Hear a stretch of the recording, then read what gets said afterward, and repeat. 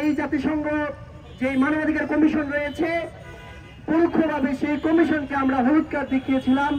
আজকের এই সমাবেশ থেকে আমরা সেই কমিশনকে লাল কার্ড দেখাচ্ছি। তারা ঢুকে হচ্ছে হেল্প করার জন্য, কিন্তু হেল্প করার নামে তারা কি করে, তারা আপনার আফ্রিকান অঞ্চলের দিকে তাকান, আফ্রিকান অঞ্চলের দিকে তাকান, হেল্পের কথা বলে তারা যেসব রাষ্ট্র ঢুকেছে সেই রাষ্ট্রগুলো এক একটা কলোনিতে পরিণত হয়েছে। আমরা বাংলাদেশকে কলোনি হিসাবে দেখতে চাই না।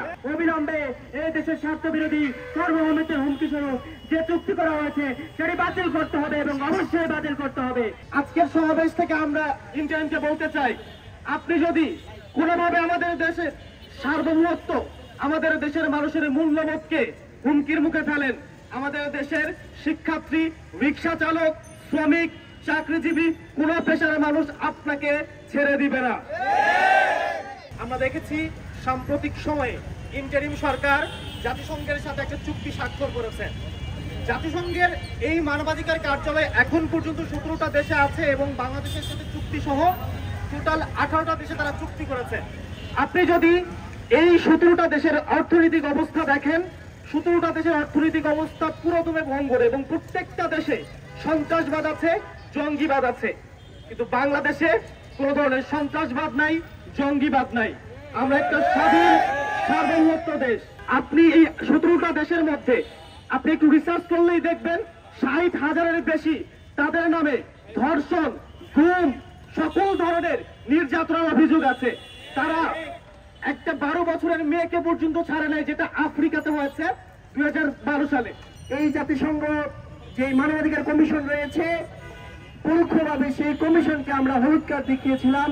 আজকের এই সমাবেশ থেকে আমরা সেই কমিশনকে লাল কার্ড দেখাচ্ছি। প্রিয় উপস্থিতি, এই কমিশন যে আমাদের দেশের জন্য কতটুকু ক্ষতিকর, কতটুকু আত্মঘাতী তা বোঝার জন্য আমাদের রকেট সায়েন্স বুঝতে হয় না, তা বোঝার জন্য আমাদের ইউনিভার্সিটির পিএইচডি করতে হয় না।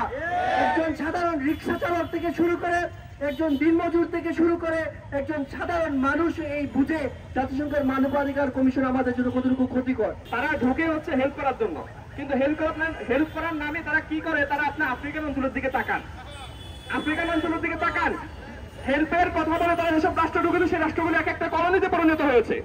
আমরা বাংলাদেশকে কলোনি হিসাবে দেখতে চাই না। আমাদের দেশে মানবাধিকার কমিশন আছে, সেই কমিশনের কার্যকারিতাকে নষ্ট করে দিয়ে আপনি বিদেশ থেকে কেন মানবাধিকার কমিশন আনবেন? সেই জবাবদিহি জনগণের কাছে আপনাকে করতে হবে। সেই চুক্তি এদেশের সাধারণ জনগণ, রাজনৈতিক ব্যক্তিবৃন্দ ও সকল স্তরের জনগণ দেশের সার্বভৌমত্বের জন্য হুমকি স্বরূপ মনে করে তারা এটিকে স্বতঃস্ফূর্তভাবে প্রত্যাখ্যান করেছে।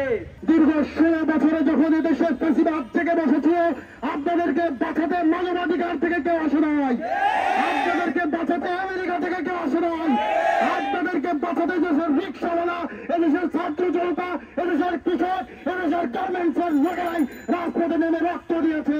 আজকের সমাবেশ থেকে আমরা ইন্ডিয়ানকে বলতে চাই, আপনি যদি কোনোভাবে আমাদের দেশের সার্বভৌমত্ব, আমাদের দেশের মানুষের মূল্যবোধকে হুমকির মুখে ফেলেন, আমাদের দেশের শিক্ষার্থী, রিক্সা চালক, শ্রমিক, চাকরিজীবী কোন পেশার মানুষ আপনাকে ছেড়ে দিবে না। সরকারের প্রতি বিনয় অনুরোধ জানাই, আমাদেরকে আরো কঠোর হতে বাধ্য করবেন না।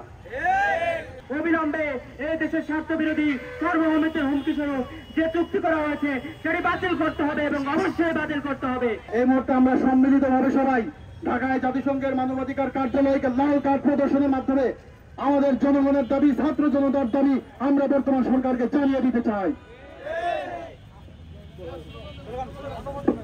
এই